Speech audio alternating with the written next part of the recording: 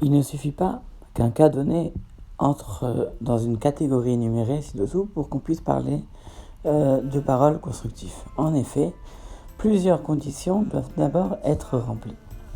La première série de conditions touche la vérification des faits. Il est catégoriquement interdit de s'exprimer sur quelqu'un des critiques fondées seulement sur des oui-dire.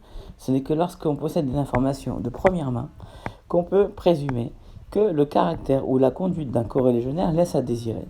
Sauf dans le cas où on veut protéger quelqu'un, alors on pourra éventuellement transmettre une information de seconde main, mais comme on le verra plus tard, en disant et en précisant que c'est une information qui a besoin d'être vérifiée.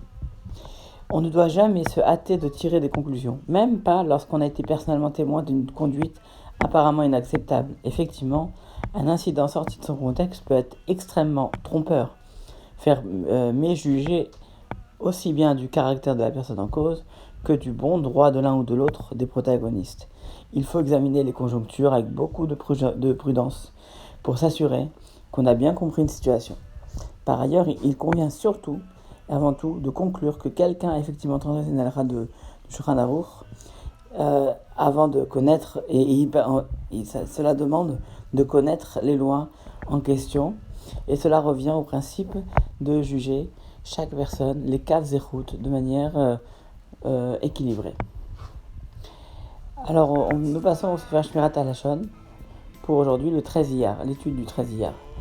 Nous nous sommes déjà demandé pourquoi on n'est plus affecté par la tsarat lorsqu'on dit du Lashon Hara de nos jours. Il n'y a plus de tsarat.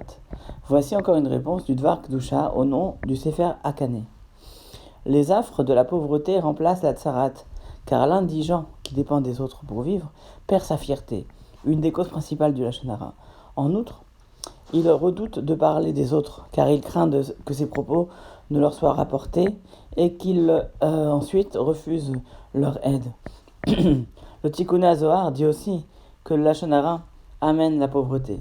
Celui qui veut éviter les difficultés matérielles fera donc bien de s'en garder.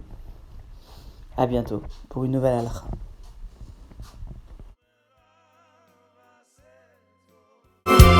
בקשה לו ורודפהו